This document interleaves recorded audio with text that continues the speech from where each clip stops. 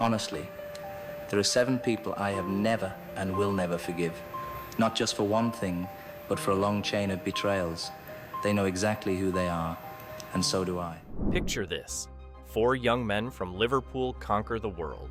They seem inseparable. Brothers in music, brothers in fame. But what if I told you that behind those matching suits and harmonious melodies, one Beatle harbored a secret resentment that would define his entire life?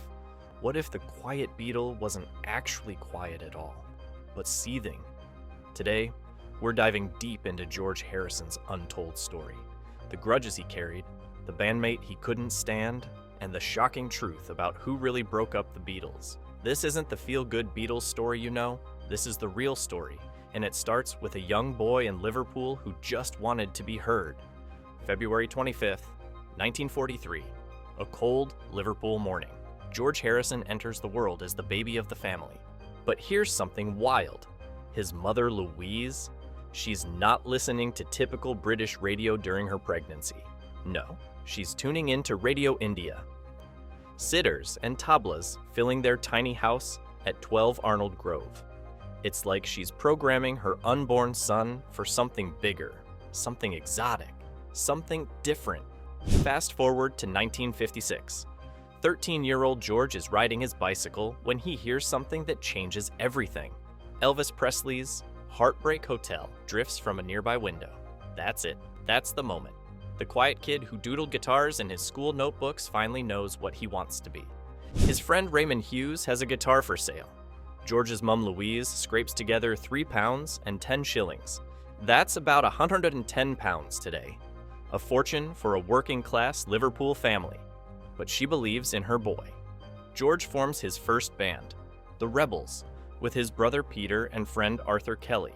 They're terrible, but they're trying, and that's when fate steps in. On the school bus to Liverpool Institute, George meets Paul McCartney, 2 guitar-obsessed teenagers bonding over chord progressions and rock and roll dreams. Paul's got this friend John, older kid, bit of an attitude. They've got a skiffle group called the Quarrymen. March 1958, the audition that changes music history. George is only 15. John thinks he's too young, too green, but Paul sees something special in his quiet friend. Give him another chance, Paul insists. So they arrange a second audition. On a Liverpool bus, George plays Raunchy by Bill Justice. Note perfect. John's convinced. But here's the thing about that moment. It's not just George joining the Quarrymen, it's George Hamburg, 1960. 4 scruffy teenagers from Liverpool land in Germany's red light district. They're not the Beatles yet. They're barely musicians. The Indra Club, the Kaiserkeller, seedy venues filled with sailors, prostitutes, and people looking for trouble. But something magical happens in those smoke-filled rooms. George Harrison finds his sound. 8 hours a night, 7 days a week. They play everything from Chuck Berry to Little Richard to whatever keeps the crowd from throwing bottles. George is getting good, really good, but he's also getting cocky. Too cocky for German immigration officials. 17 years old, still technically a minor, working illegally in nightclubs. Deportation. Just like that, George is back in Liverpool. The dream seemingly over, but the Beatles don't give up. They can't give up. Enter Brian Epstein, dapper record store manager who sees something special in these 4 leather-clad rebels. He cleans them up, matching suits, proper haircuts, media training. Love Me Do hits number 17. Not bad for a first single. Then comes Please Please Me, the album that launches Beatlemania. And George becomes the quiet Beatle. The press loves this angle. 3 loud personalities and 1 mysterious spiritual soul. But quiet doesn't mean content. From day one, George is fighting for space. John and Paul write the hits. They get the interviews, they make the decisions. George gets 2 songs per album, maybe 3 if he's lucky. Do you want to know a secret? His first lead vocal, written by Lennon McCartney. Even when George sings, it's not really his song. The resentment starts early, but it's subtle. George is too polite, too British to make waves. Yet, Rubber Soul, the album that changes everything for George Harrison. Norwegian Wood, that distinctive twangy sound cutting through John's vocals. It's a sitar. George Harrison is playing a sitar on a Beatles record. The press goes crazy. The Maharaja of Raga Rock, they call him. But this isn't just musical experimentation for George. This is rebellion. This is his way of saying, I'm not just the third guitarist, I'm bringing something completely new to this band. The other Beatles don't really get it at first. John thinks it's interesting, Paul's supportive but distant. Ringo just wants to play drums. But George is diving deep. He's studying with Ravi Shankar, he's reading about Eastern philosophy. He's finding himself through Indian music and spirituality. Revolver arrives in 1966, George's masterpiece within a masterpiece. Taxman, the album opener. George taking shots at the British government and the band's financial situation. Sharp.political.confident.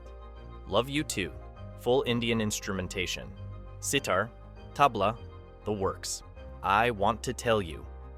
George exploring the complexity of communication and consciousness. For the first time, George Harrison isn't just participating in Beatles albums, he's helping define them. But with success comes expectation, and with expectation comes pressure. Sgt. Pepper's Lonely Hearts Club Band. 1967, the album everyone calls the greatest ever made. George gets one song, Within You Without You.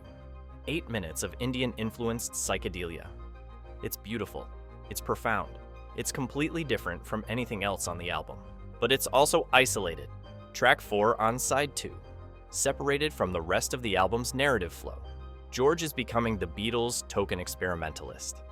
The guy who does the weird stuff while John and Paul handle the real songs. He's being typecast in his own band, and he's starting to hate it. The White Album sessions. When everything starts falling apart, the Beatles return from India. They've been studying with the Maharishi, meditating, finding inner peace, or so they thought. The studio becomes a battlefield. John's bringing Yoko. Paul's taking control of every arrangement. Ringo briefly quits the band. And George? George is watching his songs get dismissed, his ideas shut down, his contributions minimized. While My Guitar Gently Weeps, George's masterpiece, a song so beautiful that even his bandmates can't ignore it. But here's the kicker. George has to bring in Eric Clapton to play lead guitar on a Beatles record. Why? Because his own bandmates won't give his song the respect it deserves. But they can't dismiss Eric Clapton. It's a power play, and it works. But it also reveals just how isolated George has become within his own group. The tensions explode during the Let It Be sessions. January 1969, Twickenham Studios. The cameras are rolling. The Beatles are supposed to be preparing for a return to live performance. Instead, they're falling apart in real time. Paul's being controlling, John's being dismissive, and George has had enough. I'll play, whatever you want me to play, or I won't play at all if you don't want me to play, George tells Paul during one heated exchange. Whatever it is that will please you, I'll do it. The sarcasm is dripping. This isn't the quiet Beatle anymore. This is a man who's reached his breaking point. January 10th, 1969. George Harrison quits the Beatles. He just walks out, leaves his guitar, leaves his bandmates, leaves the biggest band in the world. For 12 days, the Beatles are a trio. George's demands for returning? Move the sessions out of Twickenham. Stop the live performance plan. And most importantly, treat his songs with the same respect as John and Paul's. They agree. They have to. But the damage is done, the brotherhood is broken, and George Harrison is no longer the accommodating teenager who just wanted to be in the band. Abbey Road, 1969, the Beatles' swan song. And finally, George Harrison's moment to shine. 2 songs. But what songs? Something. Here Comes the Sun. Frank Sinatra calls Something the greatest love song of the past 50 years. Coming from Sinatra, that's not just praise. That's recognition from the masters of American popular music. The song becomes George's first A-side single, #1 in multiple countries, more covered than any Beatles song except Yesterday. George Harrison, the kid who couldn't get his songs on Beatles albums, has written one of the most beloved songs of all time. Here Comes the Sun becomes equally iconic. That gentle acoustic guitar, those optimistic lyrics, it's George Harrison distilled to his essence. But here's what makes it bittersweet. These songs prove that George was always capable of greatness. The only thing holding him back was his own bandmates. During the Abbey Road sessions, George is different, more assertive, more confident. When Paul tries to suggest changes to his songs, George shuts him down. He says, "I don't need your help." It's a far cry from the eager teenager who auditioned on a Liverpool bus 11 years earlier. The album is a masterpiece, but it's also a goodbye. Everyone knows it's over. May 1970. The Long and Winding Road becomes the Beatles' final #1 hit. It's credited to Lennon McCartney, but George's guitar work is all over it. Even at the end, George Harrison is helping create Beatles magic, but he's also ready to leave it behind. Here's the truth nobody wanted to talk about. George Harrison's biggest problem wasn't John Lennon. It was Paul McCartney. John could be difficult. He could be dismissive, but at least he was upfront about it. Paul was different. Paul was the diplomat, the charmer, the one who always knew the right thing to say. But according to George, Paul was also the most controlling member of the Beatles, the most difficult to work with, the most suffocating. In a 1974 interview, George drops this bombshell. "I would rather have Willie Weeks on bass than Paul McCartney. I would join a band with John Lennon any day, but I couldn't join a band with Paul McCartney." This isn't heat of the moment anger. This is 2 years after the Beatles breakup. George has had time to think about it, and his conclusion? Paul McCartney was the problem.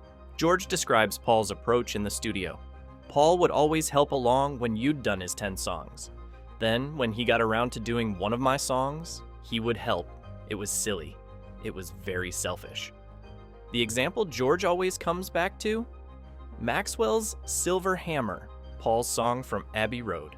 George hated that song, called it fruity. But Paul insisted they spend hours perfecting it. Hours that could have been spent on George's material. It's about respect, and control, and recognition. Paul McCartney, for all his genius, had a hard time seeing his bandmates as equals. George was his baby brother. John was his writing partner.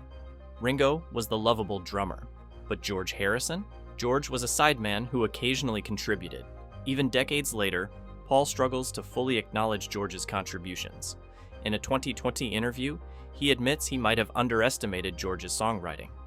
"He was a late bloomer," Paul says, "but boy did he bloom." It's meant to be complimentary, but listen to the language. Late bloomer implies George wasn't capable early on, that his early songs weren't good enough. George knew better. He'd been writing great songs for years. His bandmates just weren't listening. But Paul wasn't George's only problem. There was also John Lennon. Their relationship was complicated from the start. John was the leader, the wit, the rebel. George was the kid trying to prove himself. For years, George idolized John, looked up to him, wanted his approval. But as the Beatles evolved, so did their dynamic. George's spiritual journey didn't sit well with John's cynical worldview. George's Indian music phase seemed pretentious to John's rock and roll purist sensibilities. John could be cruel. He mocked George's meditation, made fun of his vegetarianism, dismissed his songs as lecture music. The final straw came during the Let It Be sessions. John, strung out and emotionally distant, barely acknowledged George's existence. When George quit the band, John's response was telling, "Well, if George doesn't come back by Monday, we'll get Eric Clapton." Not, "Let's talk to George." Not, "How do we fix this?" Just, "We'll replace him." It was the ultimate dismissal, and George never forgot it. In later interviews, George rarely mentioned John at all. When pressed, he'd give diplomatic non-answers, but the silence spoke volumes. When John was murdered in 1980, George mourned publicly, but privately, friends say he had mixed feelings, relief mixed with sadness, the end of a complicated chapter. George once said John could be a difficult and self-centered person. Coming from the diplomatic George Harrison, that's basically calling someone impossible to deal with. George Harrison died on November 29, 2001, lung cancer. He was only 58. Paul McCartney was with him in his final days.